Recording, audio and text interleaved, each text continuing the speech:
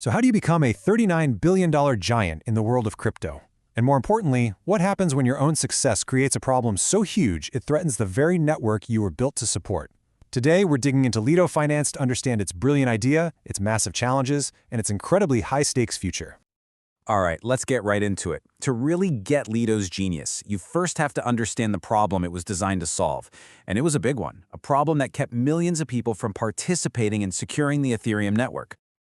For the average person, getting involved in staking Ethereum directly, it was like trying to get into this super exclusive club with a massive wall around it. And the thing is, it was kind of difficult on purpose. Just think about these roadblocks. First off, you needed a small fortune, 32 Ether.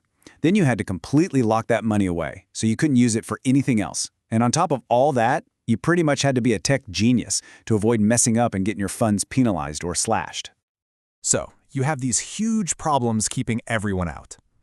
This is where Lido steps onto the scene with a solution that was so simple, so brilliant, that it would completely change the game and build a multi-billion-dollar protocol from the ground up. What Lido brought to the table was this idea called liquid staking. The concept is simple. Instead of locking your crypto away, you get a tokenized version back that you can use anywhere. It was a total game changer. It meant you could finally have your cake and eat it too. And the difference was just night and day. With Lido, you could stake any amount you wanted. Your money stayed liquid, usable through this token called stETH.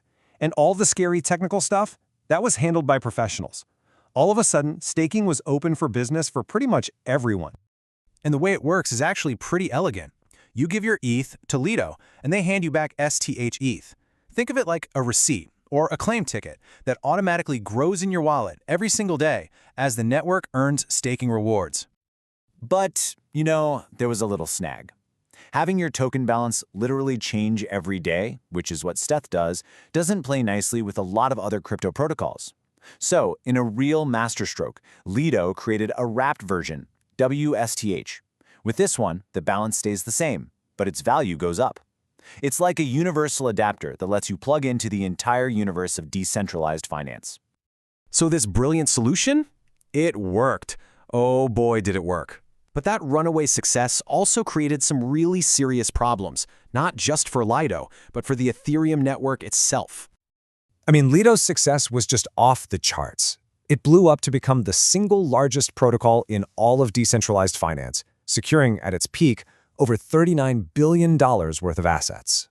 This growth was so explosive that at one point, Lido controlled almost a third of all the staked Ether on the network. Now that's a huge piece of the pie. So huge, in fact, that it started to make a lot of people really nervous about centralization. Its market share has since dipped a bit as new competitors have jumped in. But to build this empire, to make sure their stETH token was seen as good as real ETH, Lido had to spend. And they had to spend a lot of money. They burned through nearly $1 billion on incentives just to build what they called a liquidity moat. It was a classic Silicon Valley growth-at-all-costs strategy. And it worked, but it also meant they were unprofitable for years, only finally turning things around in 2024. So that brings us to today and Lido's current game plan.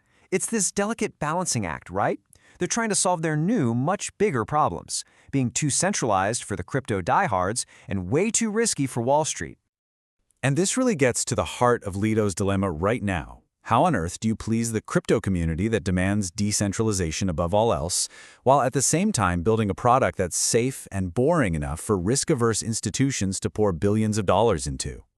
Well, their answer is this really fascinating two-pronged strategy. They've launched specific initiatives designed to appeal to both of these groups at the exact same time. Okay, first, for the crypto natives, they rolled out the community staking module. This basically opens the doors for smaller, independent folks to run validators for Lido, which helps a ton with those centralization fears. And then, for the Wall Street crowd, they're going all in on something called Distributed Validator Technology, or DVT. And this is the real game changer. It takes the key to a validator and splits it up between a bunch of different operators, so no single person can ever be a point of failure. You have to really put yourself in the shoes of $1 billion fund here. The risk of one operator messing up and losing money is it's a non-starter. It's unacceptable. By getting rid of that single point of failure, DVT makes the whole system resilient enough to finally attract that serious institutional money. So what does the road ahead actually look like for Lido? Well, it's shaping up to be a battlefield with some massive opportunities on one side and some very, very real threats on the other. Lido is definitely not playing this game alone. You've got fierce competition from the decentralized purists like Rocket Pool, who are all about community, and then you have the regulated giants like Coinbase, who offer a trusted, easy on-ramp for big institutions. But on the regulatory front, Lido just scored a huge victory. In August 2025, the SEC put out guidance that basically said non-custodial models like Lido's are not securities. For any U.S. institution looking to get involved, this was the massive green light they had been waiting for. But even with that regulatory win in their pocket, new threats are popping up. A whole new trend called restaking has absolutely exploded. And Lido's own leadership has been pretty open about the fact that they were late to the party, which has created a whole new strategic headache for them. And that leaves us with the final multi-billion-dollar question. Lido was brilliant. They built a bridge that let everyday users get into staking. But can they pull off a much harder trick now? Can they build a second bridge, one that connects the totally opposite worlds of crypto decentralization and institutional finance? The answer to that is going to define their entire future.